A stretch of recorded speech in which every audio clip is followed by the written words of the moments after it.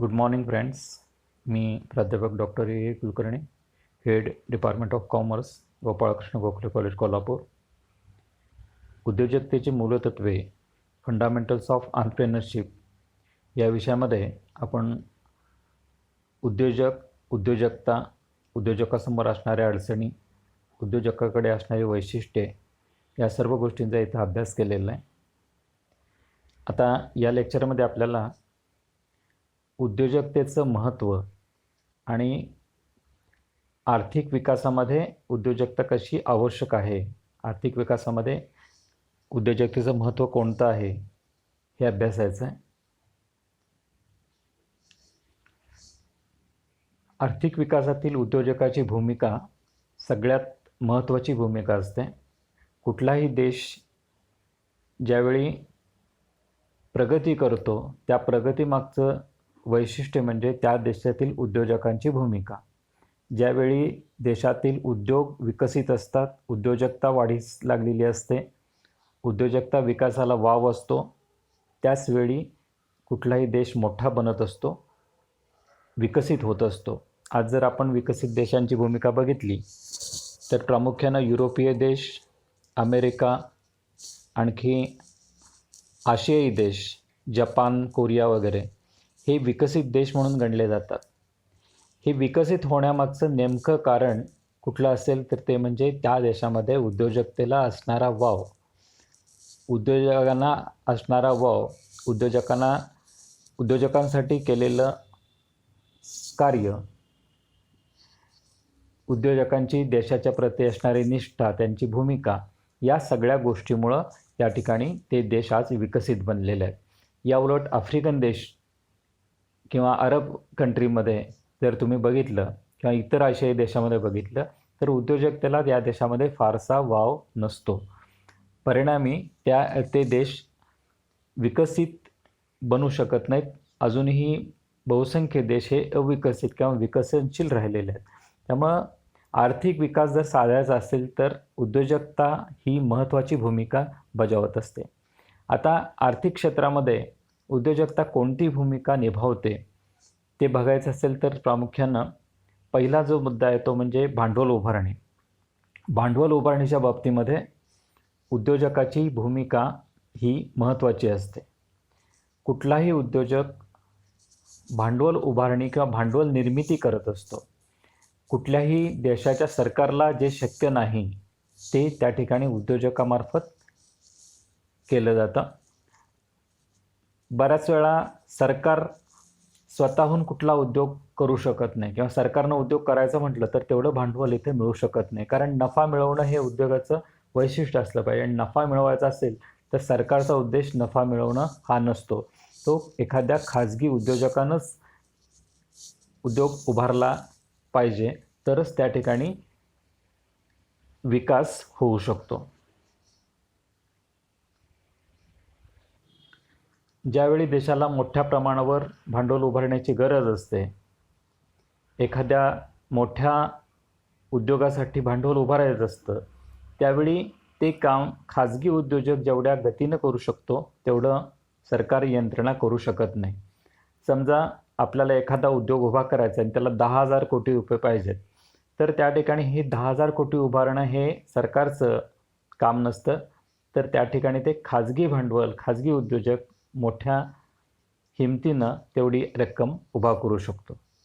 त्यामुळं उद्योजक भांडवल उभारणी करतो, आणखी पैशाची निर्मिती करतो.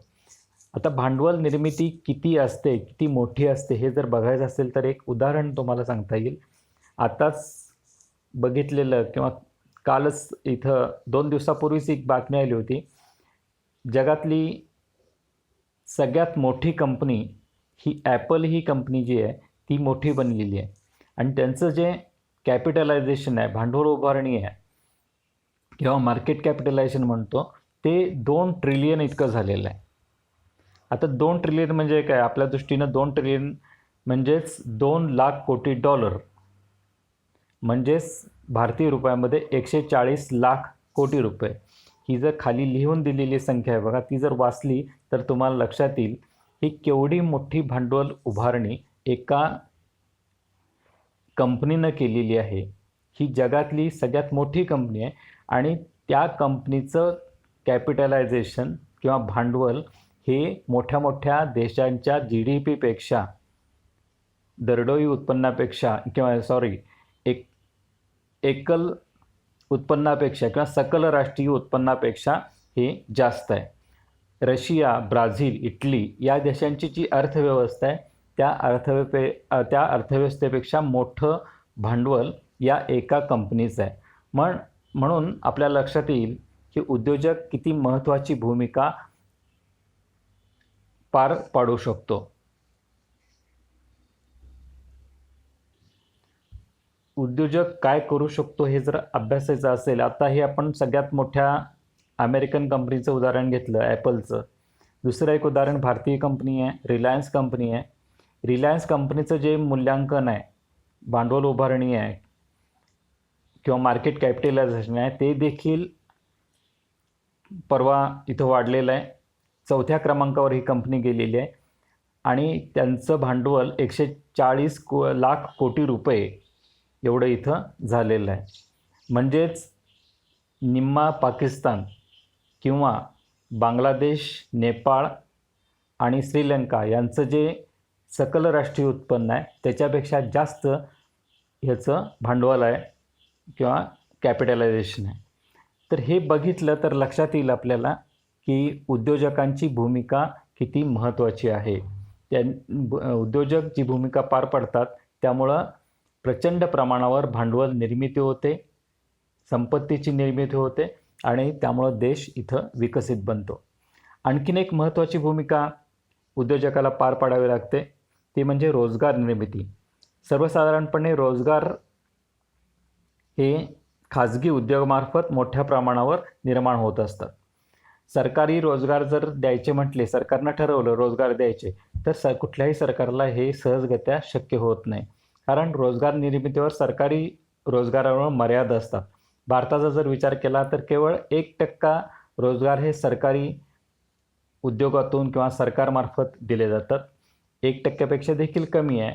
आणखी बाकीचे जे सगळे रोजगार असतात ते या ठिकाणी खाजगी कंपन्यामार्फत, खाजगी संस्थामार्फत इथं दिले जातात. म्हणजे रोजगार निर्मिती करायची असेल तर उद्योजकता वाढली पाहिजे.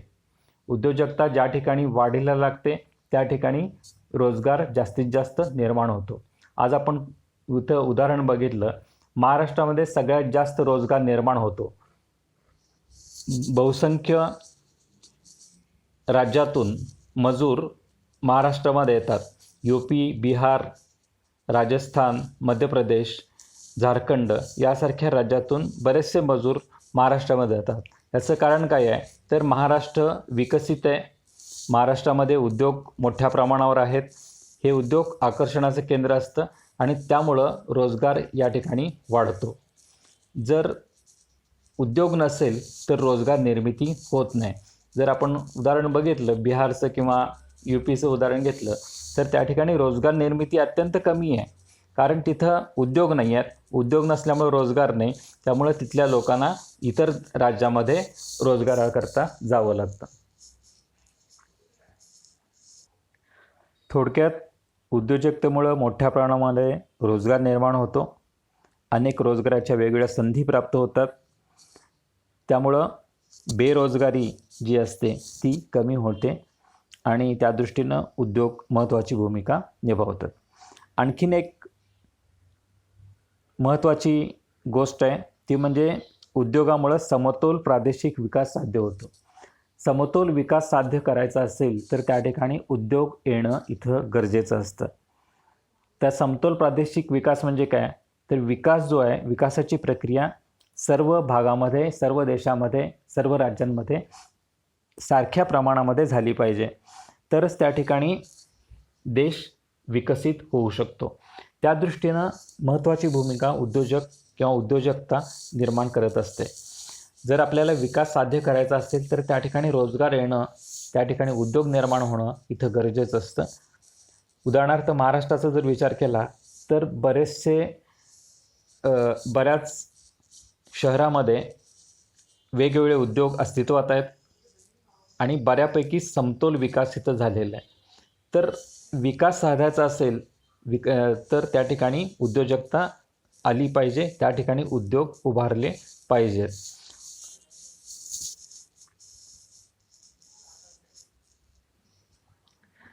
या दृष्टीनं ज्या ठिकाणी विकास झालेला नाही त्या ठिकाणी उद्योग उभारणीला चालना दिली जाते, वेगवेगळ्या सबसिडीज दिल्या जातात आणि तिथं उद्योग उभारले जातात.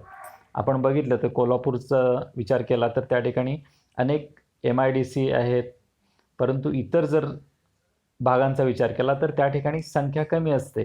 त्यामुळं अशा ठिकाणी उद्योग वाढण्याच्या दृष्टीनं वेगवेगळे कार्यक्रम आखले जातात, वेगवेगळ्या सबसिडीज दिल्या जातात आणि विकास साधण्याचा प्रयत्न केला जातो. समतोल विकास साधायचा असेल तर त्याकरिता उद्योजकता निर्माण होणं हे अतिशय गरजेचं असतं. आणखीन एक घटक महत्त्वाचा आहे तो म्हणजे आर्थिक संतुलन राखणं. जगामध्ये किंवा देशामध्ये आर्थिक संतुलन राखायचं असेल तर त्यामध्ये देखील महत्त्वाची भूमिका उद्योजक पार पाडत असतो. आता आर्थिक संतुलन म्हणजे काय? म्हणजे आर्थिक अर्थव्यवस्था किंवा आर्थिक नीती अशा पद्धतीनं आखली पाहिजे की ज्यामुळं एका व्यक्तीकडं किंवा एका भागाकडं जास्त कॉन्सन्ट्रेशन होणार नाही, एकाच ठिकाणी संपत्ती वाढणार नाही आणि त्यामध्ये संतुलन राखलं जाईल अशी जी परिस्थिती असते त्याला आर्थिक संतुलन असं म्हटलं जातं. कोणाही एकाकडं एकाधिकारशाही असू नये, एकाकडंच भांडवलाचा साठा असू नये, या दृष्टीनं इथं विचार केला पाहिजे आणि त्या दृष्टीनं सगळ्या ठिकाणी सर्व भागामध्ये जर उद्योग असतील तर अशा पद्धतीचं कॉन्सन्ट्रेशन किंवा एकाधिकारशाही असणार नाही आहे. त्यानंतर आणखीन एक महत्त्वाचा घटक तो म्हणजे राष्ट्रीय उत्पन्नात वाढ व दरडोई उत्पन्न वाढते. साहजिक आहे, ज्यावेळी देशामध्ये उद्योग वाढतात त्यावेळी सकल राष्ट्रीय उत्पन्न वाढतं, रोजगार वाढतो आणि त्यामुळं राष्ट्रीय उत्पन्न देखील वाढतं, ज्याला आपण GDP म्हणतो. सकल राष्ट्रीय उत्पन्न आणि पर कॅपिटा इन्कम, दरडोई उत्पन्न याच्यामध्ये देखील वाढ होते. विकसित देशामध्ये मोठ्या प्रमाणावर विकास होण्याचं कारण उद्योजकता आहे.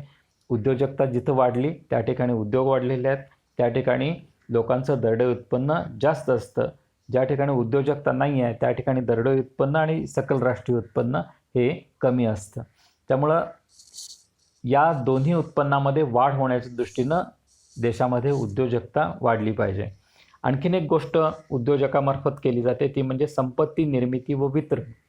संपत्ती निर्माण करण्याचं काम या ठिकाणी उद्योजक मोठ्या प्रमाणावर करतात. आताच आपण ॲपलचं उदाहरण बघितलं. ॲपल ही कंपनी $2 ट्रिलियन एवढी मोठी संपत्ती निर्माण एका कंपनीनं केलेली आहे. लक्षात घ्या. आपण जर भारतीय भांडवल बाजार बघितला, भाग बाजार बघितला तर त्याचंच जे कॅपिटलायझेशन आहे सगळ्या भाग बाजाराचं मिळून म्हणजे सगळ्या भारतीय कंपन्यांचं मिळून जे मार्केट कॅपिटलायझेशन आहे त्याच्यापेक्षा जास्त कॅपिटलायझेशन एका कंपनीचं आहे, सिंगल कंपनीचं आहे. ब्राझीलची जी अर्थव्यवस्था आहे किंवा रशियाची जी अर्थव्यवस्था आहे त्याच्यापेक्षा मोठं कॅपिटलायझेशन या कंपनीचं आहे. लक्षात घ्या. मग एवढी मोठी संपत्ती निर्माण करण्याचं काम ही या ठिकाणी एखादा उद्योग इथं करू शकतो. हा उद्योग उभारल्यानंतर मोठी संपत्ती निर्माण होते आणि त्यांचं वितरण देखील होतं. म्हणजे असं होत नाही की या ठिकाणी संपत्ती निर्माण झाली आणि ती फक्त एकाकडेच राहिली. तर यापेक्षा या ठिकाणी ही संपत्तीचा अनेक भाग असतात, अनेक भागधारक असतात, त्यांना देखील संपत्ती इथं त्यांच्याकडची देखील संपत्ती वाढते. म्हणजे फक्त संपत्तीचं केंद्रीकरण होत नाही तर त्याऐवजी संपत्तीचं वितरण होतं, संपत्ती विभागली जाते. उदाहरणार्थ समजा या ठिकाणी एखादी कंपनी आहे, भारतातली इन्फोसिस सारखी कंपनी आहे. इन्फोसिस कंपनी ज्यावेळी मोठी होते त्यावेळी इन्फोसिसचा भागधारक देखील मोठा होत असतो. समजा तुमच्याकडे इन्फोसिसचे भाग असतील तर त्यावेळी तुम्ही काही न करता तुमच्या भागामध्ये त्या भांडवलामध्ये वाढ होत असते. आज इन्फोसिसचा कंपनीचा जो ड्रायव्हर असतो ते देखील आज कोट्याधीश आहे, कारण त्याच्याकडे इन्फोसिसचे भाग असतात. ते भागामध्ये वाढ झाली, भांडवल वाढलं, त्यामुळे तो देखील आज कोट्याधीश असतो. म्हणजेच संपत्ती निर्मिती आणि वितरणाचं काम या ठिकाणी या कंपन्या करत असतात किंवा उद्योजकतेमार्फत हे संपत्ती निर्मितीचं काम होत असतं.